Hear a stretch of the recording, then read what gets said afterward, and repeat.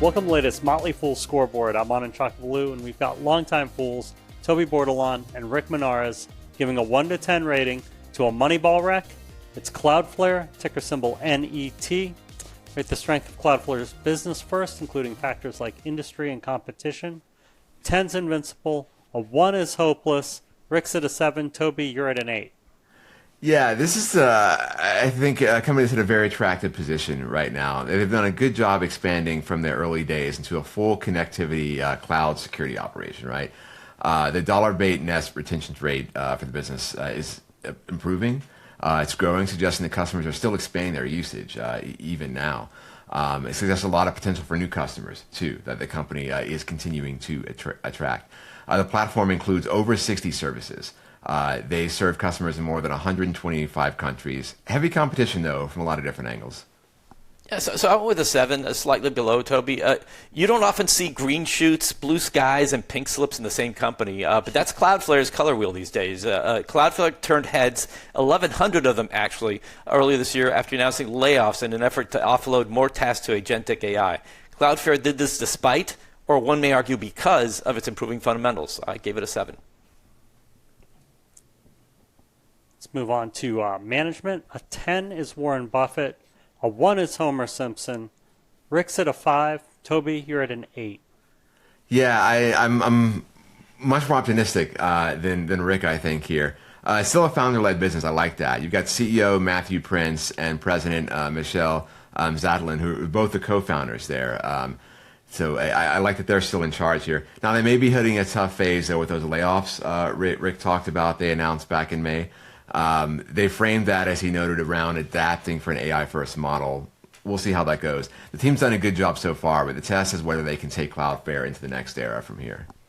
Yeah, so I did go with a 5, and when your CEO is Prince, it's so tempting to quote another Prince, this one from Minneapolis, 2000 party over, oops, out of time. Thankfully for Cloudflare and its shareholders, the party isn't over. Its business is rolling. However, being a leader and replacing humans with AI agents isn't going to make you popular with the real people on the way out. Just half of the employees polled by Glassdoor would recommend working at Cloudflare to a friend. That makes sense. If only Glassdoor could poll the AI agents.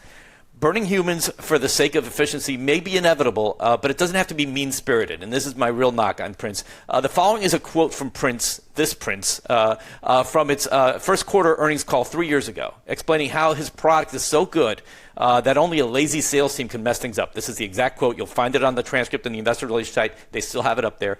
When the fish are jumping right in the boat, you don't need to be a very good fisherman.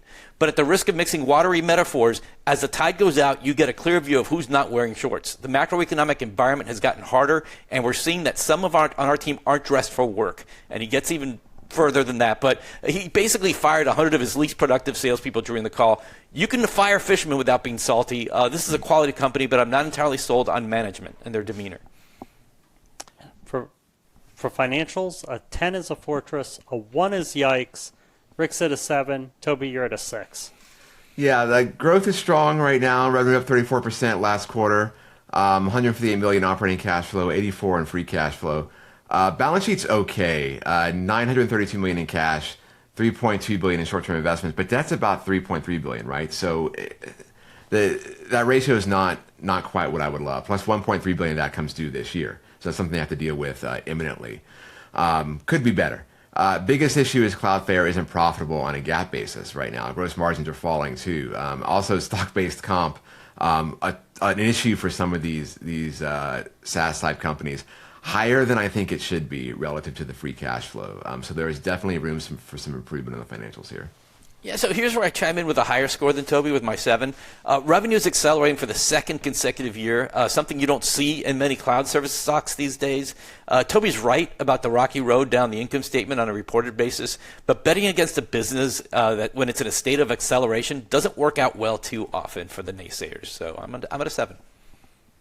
Rick, let's talk valuation. How well will Cloudflare stock do over the next 5 years? How safe is it? 10's a sure thing, 1's a lottery ticket.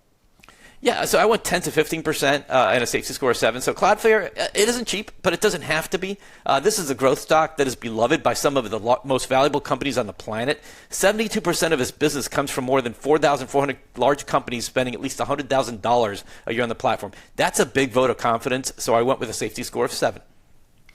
Yeah, same for me in terms of the returns. I think 10 to 15% there is what we'll probably see. Safety, though, a little bit lower, 5. And that's mainly due to the valuation here. It's a high stock price. And Rick notes they're growing quickly, and that's true, and that does deserve some optimism, I think.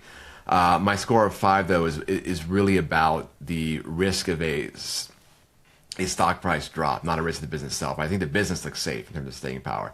But I think because of all the optimism around their growth, because of how they've been growing, any kind of slowdown probably hits them hard, and you'll see a big hit to the stock price, at least temporarily. Thanks to both Toby and to Rick. They've given Cloudflare a decent overall score of 6.8 out of 10. Both preferred CrowdStrike as a top it. Look out for a new scoreboard every market day at 7 p.m. Eastern. Next up is Monday.com. Till then, Fool on.